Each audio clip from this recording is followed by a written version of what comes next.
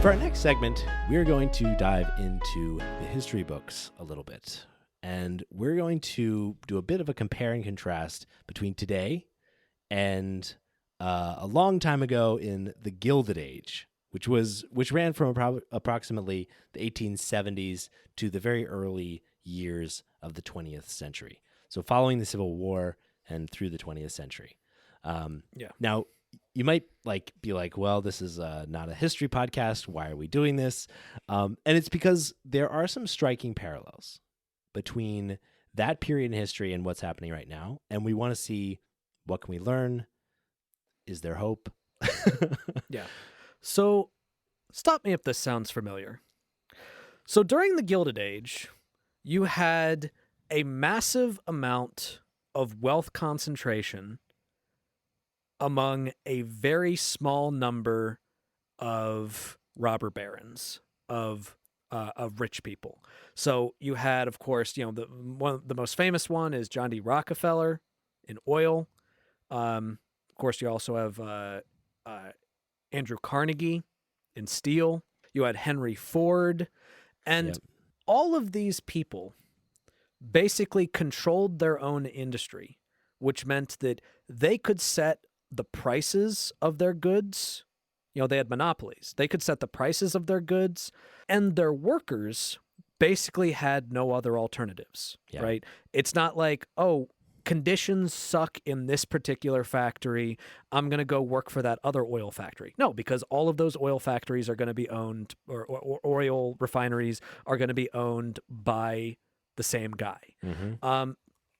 This is also a period that is marked by a massive amount of government corruption, mm-hmm. in which these wealthy elites were able to basically provide monetary incentives, what we refer to as bribery, to various politicians in the government in order to create policies that were favorable to them and to kill policies that might be unfavorable to them.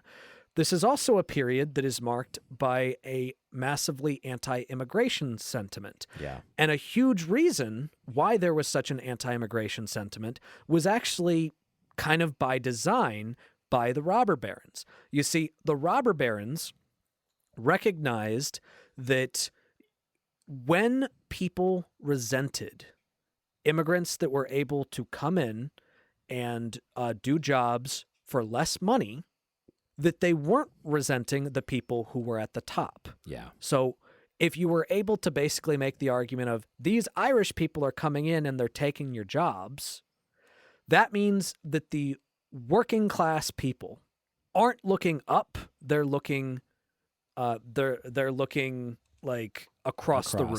Yeah. Exactly. They also heavily used racial sentiment to try to turn the working class against each other.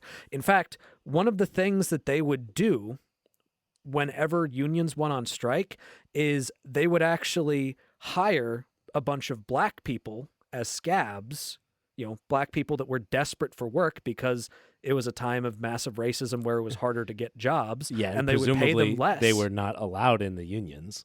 Yeah, and they weren't allowed in the unions. They were paid less.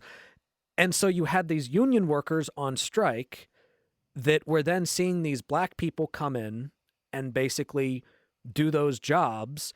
And instead of resenting the people at the top, they resented these people who, because of who they viewed as taking their jobs. Who they viewed as taking their jobs, who they viewed as basically crossing the picket line, who were just fucking desperate because they were people of color in America. Yeah. Right after the Civil War. Yep. So that was used as a defense against the people at the top. During this time period, the working class experienced record levels of poverty, despite the fact that luxury among the people at the top was at an all-time high.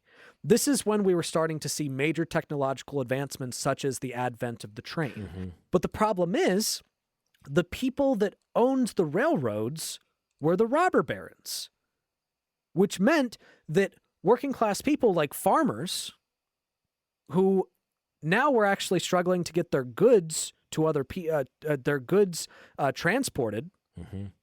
because the way it used to be, because the way it used to be was a lot of America was fairly rural, Yeah. right? And they were kind of spread out. But now, during the Gilded Age, you start to see a massive migration to urban centers. Mm-hmm. The creation of cities, and all of these rural farmers need a way to get their goods Yeah. into the cities. And the cities need a way to get goods from the farmers. For the first time, there was a huge concentration of non-agrarian folks living in a concentrated way. Yeah, exactly. Which meant that they needed something to transport it, which meant that they used the railroads. But the railroads, as opposed to how they are today, they were owned by the robber barons, who could then set the prices and threaten them with withholding that service if they ever tried to resist, if they ever tried to, if they didn't fall in line. Yep. Yes, we've got this period of a real ramp up in industrialization, a huge increase in consolidation, right? Where these or whether it's not consolidation or monopolization. Today it's consolidation. At the time it was mainly monopolization, where these few individuals are controlling huge segments of not only the economy, but they control how goods flow around the economy and people's ability to satisfy even their most basic needs, like a livable wage or food. Yeah, we've got this period of time when there's this extreme wealth inequality, extreme consolidation and of wealth and control over the economy, control of politicians, such that wealthy individuals were the primary control, holders of power in the United States, extreme luxury at the high end, and then high rates of poverty as well. Yeah. Now, the issue is, this was not sustainable. Yeah. Because massive concentration of wealth at the top and significantly less safeguards for those at the bottom is inherently going to lead to crisis. And it did. In 1893, there was a depression that was set off by a massive failure among the railroads. So the stock market plummeted for the Philadelphia and Reading Railroad and the National Courage Company, and they basically went bankrupt, causing unemployment to rise as high as 19%, and the value of crops to fall. What was recognized when this happened was that this system, well, for one thing, this system of transportation relying on robber barons to run these railroads was just not sustainable. So one of the progressive reforms that was done was actually to nationalize the railroads. And that was one of the things that there was a huge demand for, that was eventually created under progressive era reforms by Theodore Roosevelt. The Gilded Age officially ended when President William McKinley was assassinated and Theodore Roosevelt took charge. Now, initially, when he was vice president, people thought of him as a moderate. But as soon as he became president, he went fucking ham. And this leads us to basically how we got out of the Gilded Age the first time. Yeah. So one important aspect was what we refer to as the muckrakers. Yes. So the muckrakers were the people that were doing exposés on the biggest examples of corruption within these various industries. So, the most famous one is Ida Tarbell in her in the investigations into John D. Rockefeller, and how basically his relationship with corrupt politicians violated the Sherman Antitrust Act, which eventually the U.S. Supreme Court actually ruled against John D. Rockefeller. There was, of course, the Jungle, the publishing of the book The Jungle, which a lot of you probably learned about in history class. That was the one that did the expose on the meatpacking industry that showed how there were just these horrid ways in which meat was treated in these packing plants. Number one, in terms of sanitation. Number two, in terms of how how workers were treated, the conditions that the workers were in. There are stories of basically human body parts being cut off in these meat grinders and them just putting it in the meat. This is before any type of regulation. This actually led to the passage of the Pure Food and Drug Act and the Meat Inspection Act, which was in 1906. So this was a huge part. This was a huge part of it.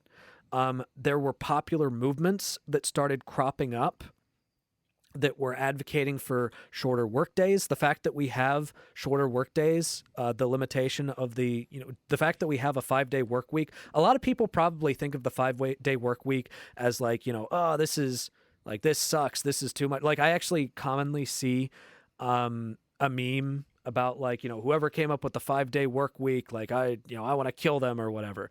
It's like, okay, so the concept of the 5-day work week, which ironically actually originated from Rockefeller, which is partially because he realized this is not sustainable. But the concept of the 5-day work week was actually a progressive reform. Right, the fact that you get a weekend, you can thank populist movements for that. Another huge part of this was Theodore Roosevelt coming into power and creating antitrust laws to discourage anti-competitive practices, such as creating monopolies and controlling these industries. They also expanded voting rights to make sure that there were more people that actually had a say. So women's suffrage was a part of Progressive era reforms, which was done under Woodrow Wilson. And ultimately, the Gilded Age, you could argue, effectively ended under Theodore Roosevelt, but the last gasps of it ended during FDR reform. Yeah. All right, the New Deal, the creation of Social Security, the creation of the minimum wage. And the fact of the matter is, I know that right now it feels like everything is working against the working class. Everything is working against everyday Americans, the middle class. We do have a ungodly level of wealth inequality. All right. The top 1% own more than the bottom 90%. Yeah. All right. The top 1/10 of 1% own approximately the same amount as the bottom 90%. The bottom 50%, the bottom half of the country, own about 5% of the nation's wealth. Yeah. That is just appalling. And I know that because of their stranglehold on the U.S. government, it feels like it's just going to continue to be this way. But you need to understand that we have been here before.